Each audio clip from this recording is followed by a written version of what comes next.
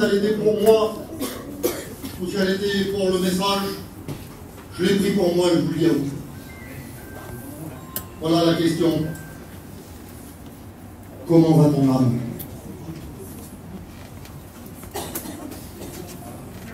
Comment va ton âme? Il y a un ancien qui nous a prêché dans cette semaine la sincérité du cœur.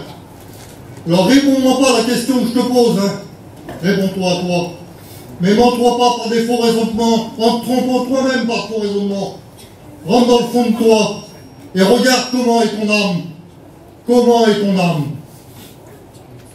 Alors si ton âme elle est comme le psaume 131, j'ai l'âme calme et tranquille, comme un enfant sevré qui est auprès de sa mère.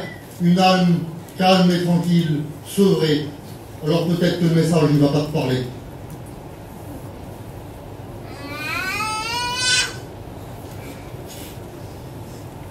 Et voilà, le psaume 142 va dire ça.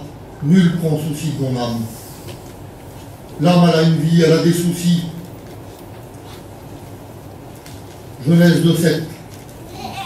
L'Éternel Dieu forma l'homme de la poussière de la terre. Il souffla dans ses narines un souffle de vie. Et l'homme devint une âme vivante. Alors je te repose la question, maintenant que tu sais que ton âme elle est vivante, comment est ton âme? Est-ce qu'elle est comme l'âme du prophète Jérémie dans les Lamentations? Il dit, quand je pense à ma détresse et à ma misère, quand mon âme s'en souvient, elle est abattue au-dedans de moi. Est-ce que tu as une âme abattue? Abattue, ça veut dire une âme qui n'a plus de force, une âme qui est triste, découragée, une âme fatiguée, épuisée, brisée, accablée par la vie, une âme déprimée, une âme affligée, abattue. Est-ce que ton âme elle est comme ça ce soir? Ou ton âme elle est comme celle de David dans le psaume 57? Il dit mon âme se courbait. Est-ce que ton âme se courberait ce soir? Est-ce que ton âme elle serait courbée par la vie? Courbée par les fardeaux de la vie? Courbée par les soucis? Courbée par tes affaires? Courbée par tes liens? Courbée par tes passions? Courbée par le péché? Courbée par la maladie? Est-ce que tu aurais l'âme courbée?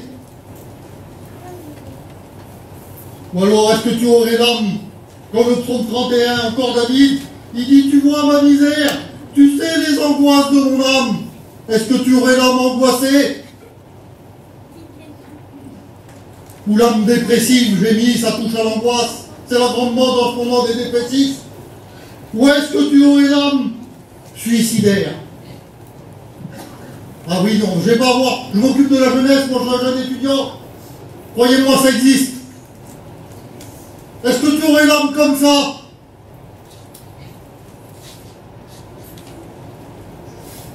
Encore David qui parle dans le psaume 53, dit mon âme a soif de toi, dans une terre aride, desséchée, sans eau. Est-ce que ton âme serait dans une terre aride, sans eau, sans amour, sans compassion, sans vie? Est-ce que tu aurais l'âme comme ça dans cette soirée? Ou est-ce que tu aurais l'âme affamée, une âme qui souffre de la faim, qui n'est jamais rassasiée, qui est toujours à courir après quelque chose, qu'elle n'obtiendra jamais, ou à réussir à avoir quelque chose, et après en avoir une autre, et une autre, et une autre, et toujours affamée de ce monde, et jamais rassasiée? Est-ce que ton âme, elle est comme ça dans cette soirée? Je vais vous lire une histoire de la parole de Dieu, qui ressemble à ce que je vous ai dit. C'est une âme qui va parler de bien matériel, d'argent, cette parabole, mais c'est pas ça que je vais vous parler. Je vous le dis. Je vous la lis l'histoire. Ça se trouve dans Luc 12, verset 16. C'est Jésus qui parle, il leur dit cette parabole. Les terres d'un homme riche avaient beaucoup rapporté. Et il raisonnait en lui-même. Il se montait en lui-même, je dis. En disant, que ferai-je? Car je n'ai pas de place pour serrer ma récolte. Voici, dit-il, ce que je ferai. J'abattrai mes greniers, j'en bâtirai de plus grands. J'y amasserai toute ma récolte et mes biens. Et je dirai à mon âme, tu as beaucoup de biens en réserve pour plusieurs années. Repose-toi, mange, bois, réjouis-toi. Mais Dieu lui dit, insensé, insensé que tu es, cette nuit même, ton âme te sera redemandée. Il avait déjà des biens, il avait déjà des richesses. C'est pas écrit, mais certainement qu'il avait déjà dit à son âme, repose-toi, mange, bois. Mais ça n'avait pas réussi. Alors il a battu ses greniers, il a voulu gagner le monde, il a recommencé ce qu'il avait fait, et il recommence à dire la même chose à son âme. Mange, bois, réjouis-toi. Ça marche pas. Je vous le dis, ça marche pas. Je l'ai fait. Je l'ai fait, j'étais un homme du monde. On a passé par un problème en 98. J'avais l'âme brisée, j'avais l'âme meurtrie, affligée, abattue, tout ce que je vous ai dit. Et j'ai voulu gagner le monde, et j'ai travaillé, j'ai fait mes affaires. Je paraissais quelqu'un. Mais quand je me couchais le soir, j'avais l'âme abattue, j'avais l'âme brisée, j'avais l'âme qui pleurait. Et moi j'avais fait ça dans le monde, hein. Et mon frère aussi, lui, il avait l'âme qui était abattue, et il a voulu chercher dans autre chose, lui, dans l'alcool, dans la drogue, dans les sorties. Mais ça marchait pas quand même. Parce que les deux, le soir, ils pleuraient avec l'âme abattue. On se mentait nous-mêmes par de faux raisonnements. Lui, il disait, je suis bien, je sors. Moi, je disais, je suis bien, je gagne ma vie, j'ai des copains. C'était pas vrai. Parce que l'âme, elle vous appartient pas à nous. Alors que certes-il a un ordre de gagner tout le monde, s'il perdait son âme, ça ne servait à rien. L'âme, elle appartient à Dieu. C'est le livre d'Ézéchiel qui nous dit, toutes les âmes sont à moi, dit l'Éternel, l'âme du Fils comme l'âme du Père, l'une et l'autre sont à moi. Et cet homme, il parle à son âme, comme moi je me parlais, je disais je suis bien, et comme mon frère aussi il se parlait, il disait je sors, je suis bien, et cet homme-là il se parlait, il disait à son âme, j'ai des biens en abondance, repose-toi, bois, mange, et réjouis-toi. Mais je voudrais vous dire ça, l'âme n'a pas besoin d'un grand restaurant pour se nourrir, pour se rassasier. L'âme n'a pas besoin de grand vin pour se désoiffer. L'âme n'a pas besoin de grand hôtel pour se reposer. C'est l'épître de Pierre qui nous le dit. 1 Pierre 2,11. Je vous exhorte à vous abstenir des convoitises charnelles qui font la guerre à votre âme.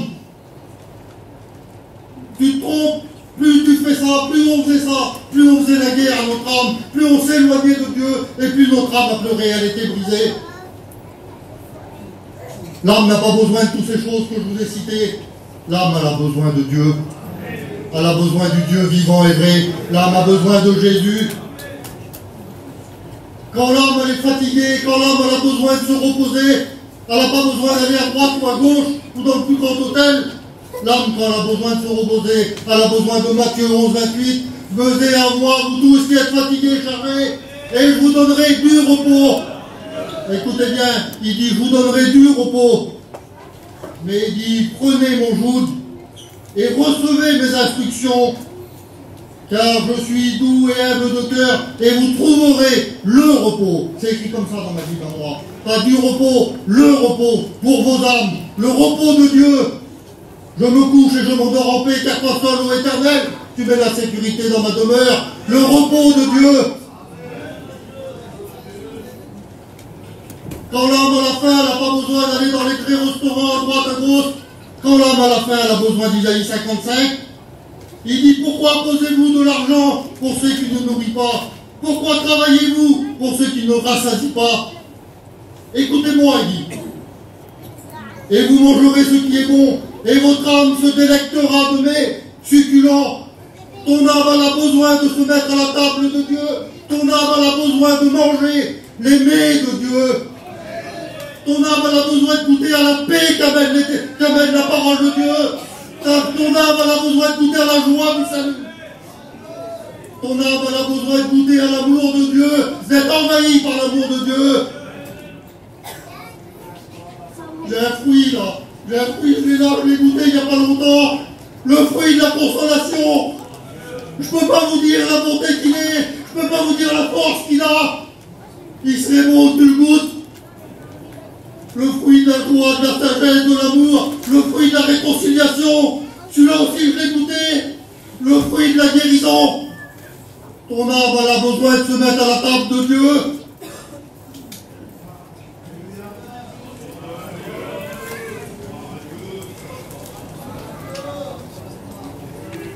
Bénissant, les bontés de l'Éternel ne sont pas épuisées, les mets de Dieu ne sont pas épuisés, ils se renouvellent chaque matin. Chaque matin, il y a un mets pour toi, un mets succulent pour ton âme.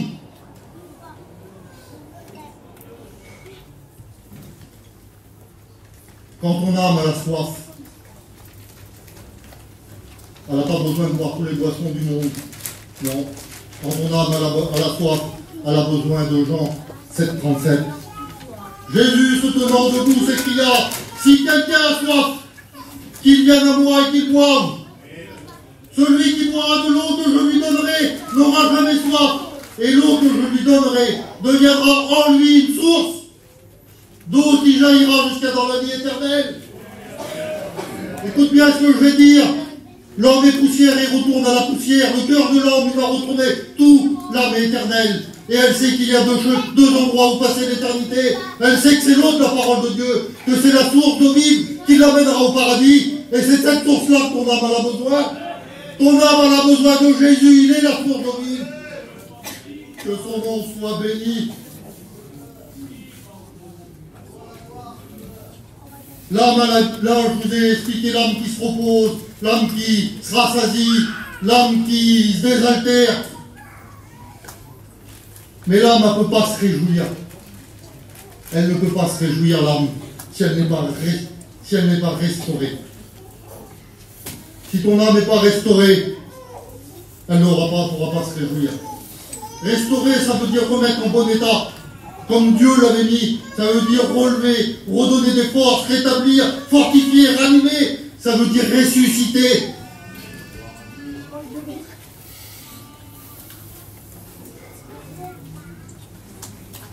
La loi de l'Éternel est parfaite.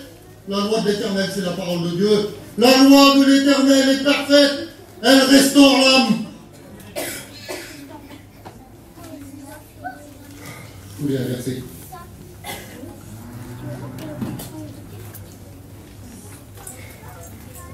C'est David qui l'avait compris. C'est pour ça qu'il a écrit le verset. L'Éternel est mon berger, je ne manquerai de rien. Il me fait reposer dans des verts pâturages. Il me dirige près des eaux paisibles. Il restaure mon âme. Il me conduit dans les sentiers de la justice à cause de son nom. Quand je marche dans la vallée de l'ombre de la mort, je ne crains aucun mal car il est avec moi. Ta houlette et ton bâton me rassurent. Tu dresses devant moi une table pour rassasier mon âme. Tu vois d'huile ma tête et ma coupe déborde. Le bonheur et la grâce m'accompagneront tous les jours de ma vie. Faut que ton âme soit restaurée avant de se réjouir. Et comment elle se réjouit, l'âme? Comment elle peut se réjouir, l'âme? Qu'est-ce qui peut réjouir l'âme? Isaïe 61 dit: je me réjouis en l'Éternel. Mon âme sera ravie d'allégresse en mon Dieu. Ravie d'allégresse, c'est plus que réjouir, c'est heureux au-dessus de tout, c'est la joie au-dessus de tout. Mon âme sera ravie d'allégresse en mon Dieu, car il m'a revêtu du vêtement de salut. C'est le salut qui fait réjouir l'âme. Il dit: il m'a couvert du manteau de la délivrance. C'est quand tu es délivré du péché. Et c'est que quand tu es revêtu de salut, alors ton âme peut se réjouir.